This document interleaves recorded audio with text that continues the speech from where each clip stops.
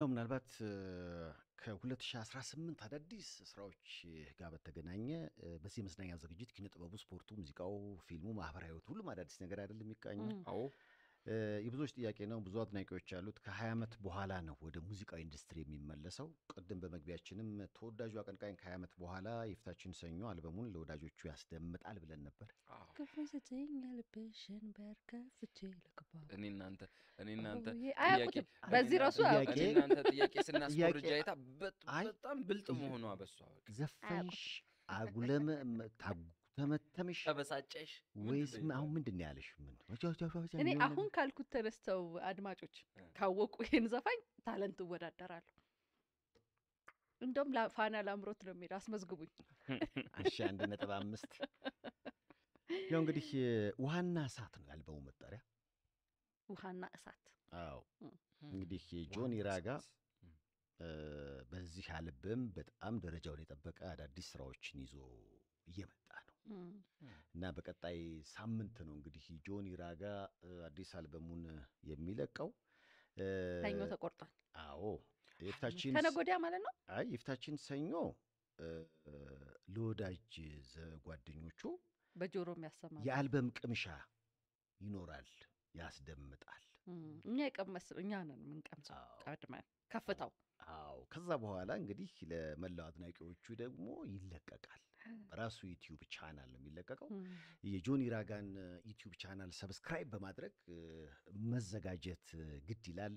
ጆኒ 20 ዓመት ለምን አልሰራም ካልከኝ መጨረሻ ላይ የዛሬ 20 ዓመት የሰራው ስራ 20 ዓመት መደመጥ የሚችል አቅም ስለነበረው አለው በትክክል። ምክንያቱም አንዱ ዘፈን የአንድ አልበም ያህል የመደመጥ አቅም ነበረውና እስካሁን ድረስ እነዛ ስራዎች እንደ አዲስ እየተደመጡ አሉ።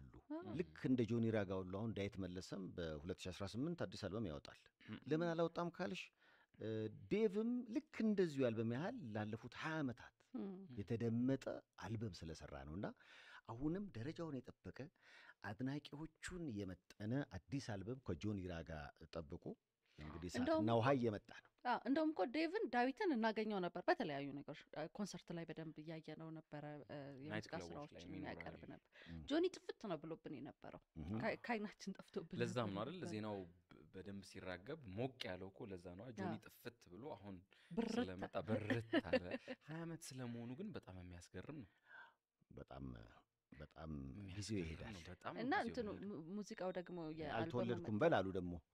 እኔ ታላላቆቼ የነገሩኝ እኔ በዛ ምን እኔ አላውቅም ነበር። አትይኝ ለምጠኛለሽ? አይ ምንም ቁልፉን ስጪኝ ሲባል ቁልፍ ይዞ ሲሮጥ እሱ እንደነበር እኔ ነው እኮ ያለኝ። ቁልፍ ቀራጭ ነበርክ እንደውም አቀብላት ያለኝ እኔን ነበር። አንድ ጓደኛችን ለፍቅረኛው ለልደቷ ቀን መኪና ቁልፍ ሰጥቷት፣ ወይ መቼ ጆኒ ቁልፍ ስጭኝ ይላል፣ አንተ ቁልፍ ትሰጣለህ አይደል አሏን። ማለት ልክ የተገላቢጦሽ የልብሽን ነው። ግን ከመኪና ቁልፍ ጋር ለምን ሰው እንደሚያገናኙ አላውቅም። ተቀበለ እኮ እሱ የልቧን ያን ቀን ነው እንዴ? የመኪናው ሰጥቶ የልቧን ተቀብሏል።